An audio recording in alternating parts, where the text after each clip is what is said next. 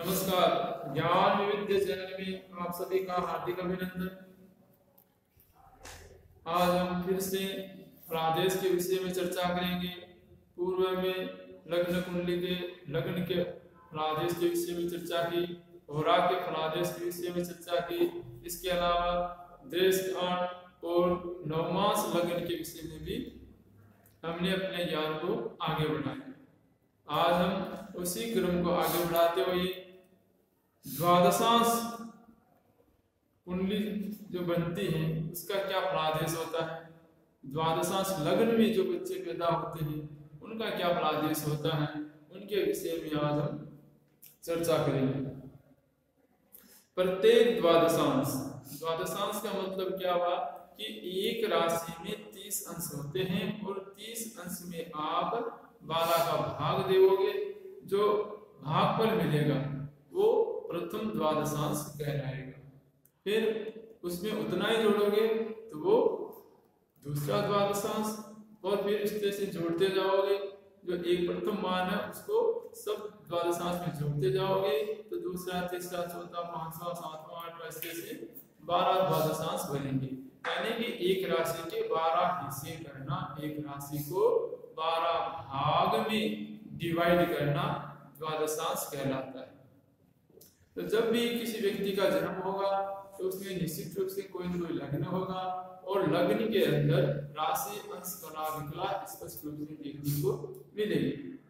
और वो जो राशि अंश कला विकला आएगी ना, उसी अंश कला विकला को अपन द्वादशांश में देखेंगे कि कौन से द्वादशांश में इनका लग्न आ रहा है।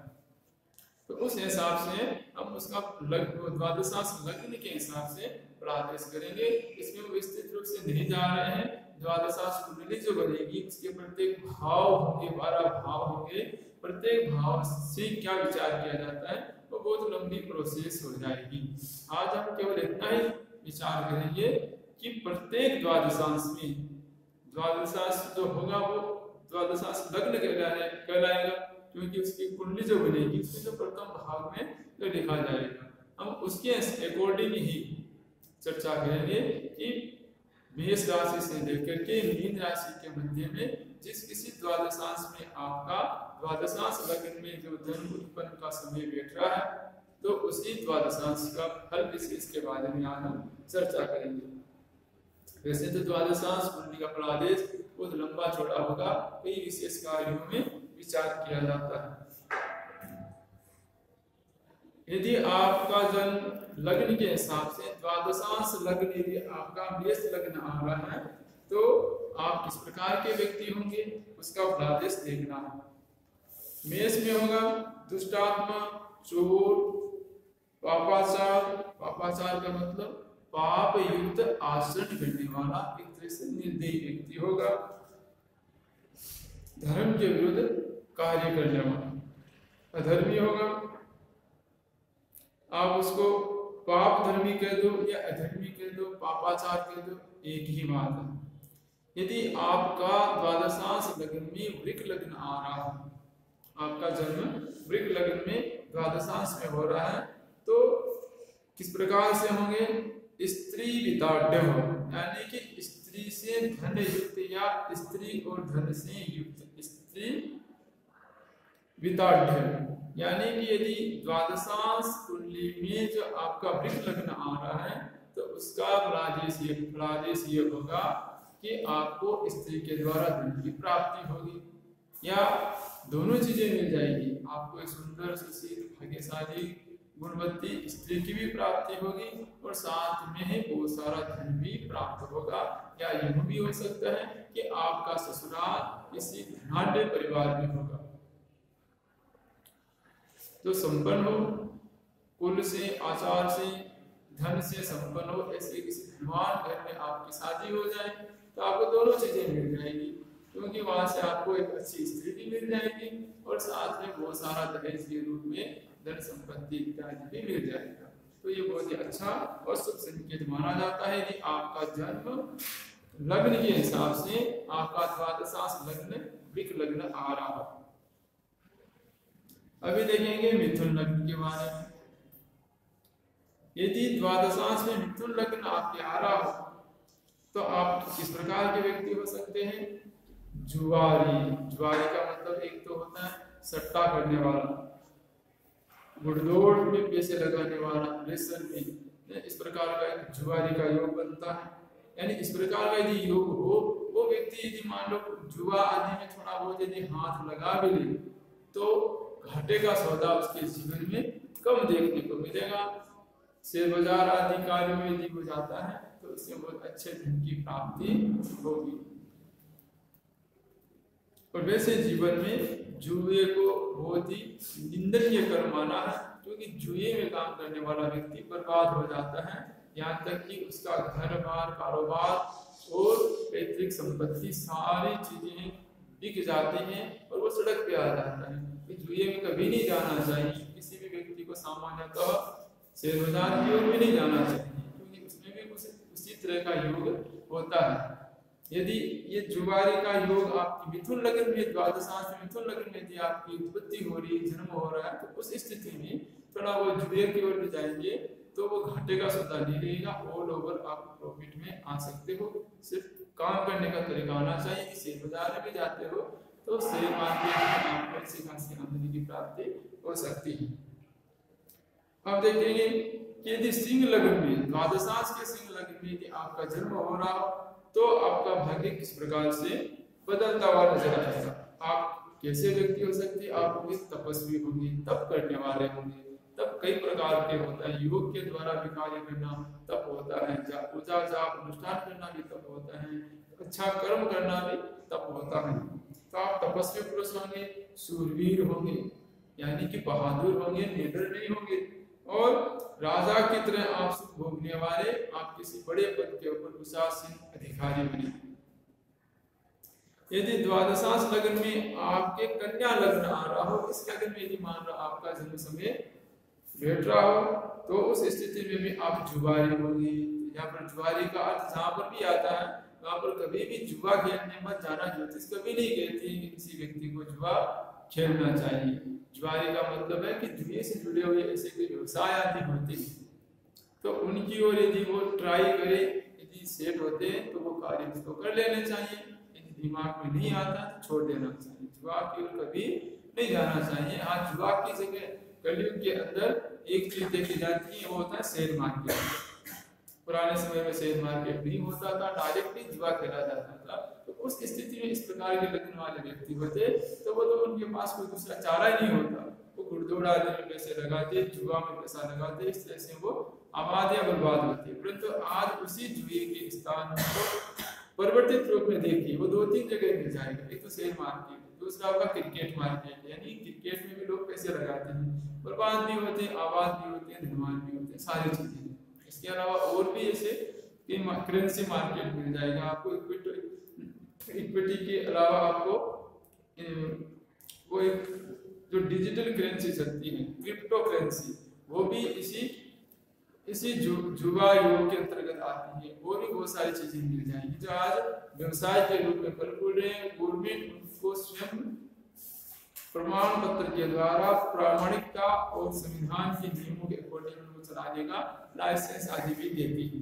तो इस तरह का जो व्यवसाय होता है वो जुआ तो कम होता है, टेक्निकली वर्क ज्यादा होता है, फिर भी उसको आप जुआरी जैसे शब्दों में जो प्रादेश आता है उनमें आप उनको संमिलित कर सकते हैं। उस व्यवसाय की ओर भी आप आगे बढ़ सकते हैं। तो ये हो गई बात कन्या की। इस कन्या में जुआरी का लाभ आ गया है। स्त्री में रथ, स्त्री में यानी कि वो पराई स्त्री के अंदर, स्त्री में रथ में यहाँ पर ये नहीं कहा गया है कि वो पराई स्त्री के अंदर रत रहेगा या स्वयं की स्त्री के। तो स्त्री में रत का तात्पर्य ये होता है, अधिकांशतः कन्या लग्न जो होता है वो अपने स्वयं की स्त्री में ही रत रहता है, यानी कि इस तरह का व्यक्ति अधिकांशतः बहुत कम देखने को मिलता है कि वो पराई स्त्री में आसक्त हो। तुला, यदि द्वादशांश के हिसाब से आपका जन्म तुला लग्न आ रहा है तो आप जीवन में बहुत अच्छे व्यापारी हो सकते हैं। यदि आपको कोई पूछे कि भाई मुझे कहाँ जाना है, नौकरी मेरे लिए बेस्ट रहेगी या व्यापार या व्यवसाय का अच्छा रहेगा, उस स्थिति में इस तरह से आप नवमास कुंडली, द्वादशांश, त्रिशांश, सब कुंडलियों में आपको खंगालना चाहिए कि कहाँ कहाँ इनके अच्छे योग व्यापार की ओर बढ़ रहे हैं या किसी अच्छी नौकरी के लिए ऐसे योग बन रहे हैं।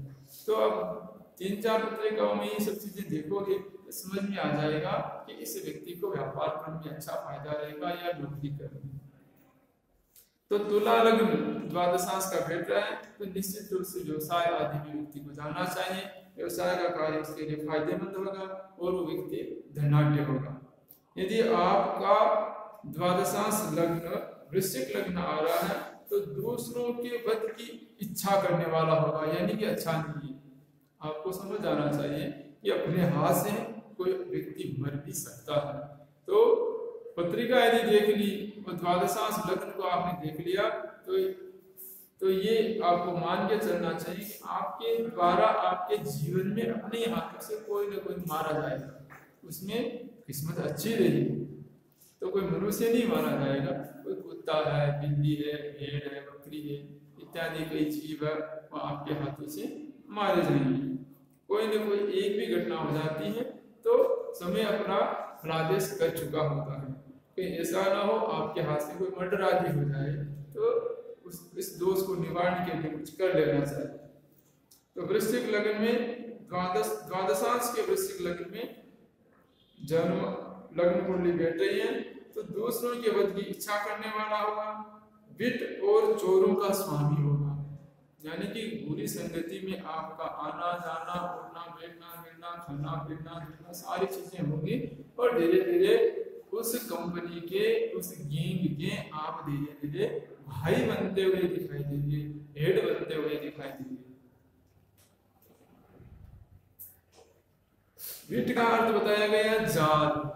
जाल का मतलब होता है जालसाजी करने वाला, धोखेबाजी करने वाला, दादागिरी करने वाला, व्यभिचारीकरण करने वाला, दूसरी स्त्री महिलाओं और लड़कियों को फंसाने वाला, वो सारे कार्य है जाल में आता है। इसे राजा का बड़े आदमी का नौकर होते हुए भी अपने स्वामी की सखा की भांति व्यवहार करे और गाने बजाने कविता आदि का शौकीन हो, ऐसे व्यक्ति धूर्त होते हैं। जाल का मतलब ये भी होता है कि वो व्यक्ति जहाँ काम करेगा और मीठा बोलेगा, चापलूसी करेगा, साहब साहब भाई साहब बाबू जी सेठ जी इस तरह से बहुत सारे चापलूसी करेगा, दौड़ दौड़ के काम करेगा, विश्वास जीतेगा और विश्वास जीत करके एक दिन उसी के साथ धोखा कर बैठेगा। तो ऐसे व्यक्तियों को ज्योतिष बताते हैं कि समझना चाहिए, धूर्त होते हैं, उनको समझने की जरूरत है। और जहाँ काम करेगा वहां की स्त्रियों को भी वो अपने अधीन कर लेगा, फंसाने का कार्य करेगा, उनको अपने या अपने स्वामी के लिए दोनों चीजें हैं। वो इस तरह का जो व्यक्ति होता है ना वृश्चिक लग्न में, जिसका लग्न हो द्वादशांश में, इस तरह का व्यक्ति वो महिलाओं को स्त्रियों को फांसता है अपने लिए या फिर उसका भी कोई गुरु होगा ना तो उसी डोर का होगा, सारा दुष्ट और नालायक, और वो किसी बड़ी गैंग का हेड होगा, वो उसके लिए ये लड़कियों की सप्लाई करेगा। क्योंकि इस तरह के अपन धारावाहिक सीरियल इत्यादि टीवी में देखते हैं, पत्र पत्रिकाओं में अखबारों में पढ़ते हैं, इस तरह के व्यक्ति कहीं मिलते हैं जो इस तरह की गैंग चलाते हैं। तो ये सारी चीजें सही है। यदि आपने ज्योतिष को ढंग से समझ लिया तो आप समझ जाओगे कि इस तरह के व्यक्ति क्या पहले ही पहचाने जा सकते हैं। तो उत्तर मिलेगा हाँ, यदि ढंग से आपको ज्योतिष का कार्य करना आता है। तो इस तरह से व्यक्तियों से दूर रहना चाहिए, समझना चाहिए। और सहयोग बस यदि आप ऐसा काम करना नहीं चाहते, आपकी ही पत्रिका में इस तरह का प्रयोग का निर्माण हो रहा है तो उसके निदान के लिए कुछ करना चाहिए। साधु संगति, हरि भजन इत्यादि का ध्यान रखना चाहिए और आत्मज्ञान को बढ़ाने का प्रयास करना चाहिए, ताकि इस तरह के जो व्यर्थ के जो कर्म है, पाप जो कर्म है, इन कर्मों से आप जीवन में बच सके और अपने माता पिता को भी इस प्रकार के लांछित दुर्गुण कलंक से बचा सके। फिर आ रहा धनु लग्न। यदि आपका द्वादशांश के लग्न के हिसाब से धनु लग्न द्वादशांश में आपका जन्म हो रहा है तो उस स्थिति में आप किस प्रकार के हो सकते हैं? बहुत ही अच्छे होंगे, पिता के भक्त होंगे, पितृ भक्ति का योग होगा, ब्राह्मणों का सेवा करने वाला, साधु सन्यासी और देवताओं का भक्त होगा, भजन करने वाला व्यक्ति होगा, सज्जन होगा, पापाचारी नहीं होगा, दुराचारी नहीं होगा, बल्कि परोपकारी और सेवा भावी व्यक्ति होगा। ये बहुत अच्छा रहेगा। यदि मकर लग्न में आपका जन्म हो रहा है तो उस स्थिति में क्या होगा, सस्याधिपति ही, सस्य का स्वामी। सस्य का शब्द का जो अर्थ है ज्योतिष में माना गया है, जहाँ पर घास हो, हरी हरी घास हो, हरी हरी फसलें हो, है ना, वो मूंग है, मोट है, चावल है, बाजरा है, गेहूं है इत्यादि जो खेती करने वाले हैं उनकी जो फसलें होती हैं वो कच्ची कच्ची कुंबल वाली जो हरी हरी घास की होती है, इस तरह की भूमि का स्वामी होगा। यानी कहने का तात्पर्य है सस्याधिपत्य का मतलब है कि पृथ्वी से जो पदार्थ अन्न, तृण, फल, पत्तर, पुष्प आदि जो उत्पन्न होते हैं, इस प्रकार की भूमि का वो स्वामी होगा। उसके कोई हर मांस आदि इत्यादि हो सकता है, ये भी एक अच्छा सुयोग है। कुंभ, यदि द्वादशांश लगन में कुंभ लगन में आपका जन्म हो रहा है और लगन के अंश कला को डिवाइड किया, आपको समझ में आ गया कि द्वादशांश में मेरे कुंभ लगन आ रहा है, कुंभ लगन में ही आपका जन्म है, तो आप किस प्रकार के व्यक्ति होंगे, तो उत्तर मिलेगा आप दुष्ट व्यक्ति होंगे, निर्दयी होंगे, लोगों के ऊपर दया भाव कम रखेंगे। यदि दया भाव रखेंगे भी तो वो दुष्टता, परोपकार में भी दुष्टता आ जाती है। कब आ जाती है, कई व्यक्तियों को हमने देखा है, देखने में तो अच्छा खासा परोपकार करते हैं और बदले में उनकी इच्छा क्या रहती है कि मैंने तुझे हेल्प दी, मैंने तेरा काम करवाया, आज मेरे काम पड़ा, इसको वापस इस्तेमाल कर लिया जाए, तो ये दुष्टता का ही प्रतीक है। इस प्रकार का यदि कोई व्यक्ति हो, इस लगन को आपने देख लिया हो, तो इस प्रकार के व्यक्ति से हो सके तो कभी हेल्प नहीं लेनी चाहिए। हेल्प तो वो कर देगा, लेकिन हेल्प के पीछे उसका दिमाग कहीं और लगा हुआ रहेगा, थोड़ी सी हेल्प की है, उससे कई गुना अधिक उसको फिर से काम में लिया जाए। इस तरह के दुष्ट व्यक्ति को बचना चाहिए। यानी कि किसी भी व्यक्ति की आपके पास कुंडली हाथ लग जाए तो कुछ दिनों में यदि आप उसको गहराई से देखना शुरू कर दो तो जान जाओगे कि ये किस प्रकार का व्यक्ति हो सकता है। क्या मुझे उस व्यक्ति के साथ मित्रता को आगे बढ़ाना चाहिए या नहीं बढ़ाना चाहिए, क्या उस व्यक्ति के ऊपर 100% भरोसा करना चाहिए, यदि नहीं करना चाहिए, करना चाहिए तभी क्या मुझे संभल करके रहना चाहिए या बिल्कुल आंख बंद करके कॉन्फिडेंस में रहना चाहिए। इन सारी स्थितियों को आप अच्छी तरह से जान सकते हो। ये सारे योग है, कुयोग है, सुयोग है, प्रत्येक कुंडली में देखने को मिलेंगे। जहाँ पर कुयोगों की अधिकता होगी तो इस प्रकार के व्यक्तियों से समझने का प्रयास करें, और जिन कुंडलियों में इस प्रकार के सुयोगों की उपयोग अधिकता मिलती है तो इस प्रकार के व्यक्ति से आपको मित्रता रख लेनी चाहिए और मित्रता आपके भविष्य में बहुत काम आएगी। मीन लग्न में यदि जन्म हो रहा हो तो किस प्रकार का फलादेश होगा। मीन लग्न वाला जातक बहुत ही अच्छा होता है, तेजस्वी होता है, धर्मनिष्ठ और कर्तव्यनिष्ठ होता है, साथ में धनवान होगा और विद्या से, ज्ञान से, कई प्रकार के गुणों से गुणवान और विद्वान भी होगा। इसी के साथ ही नमस्कार।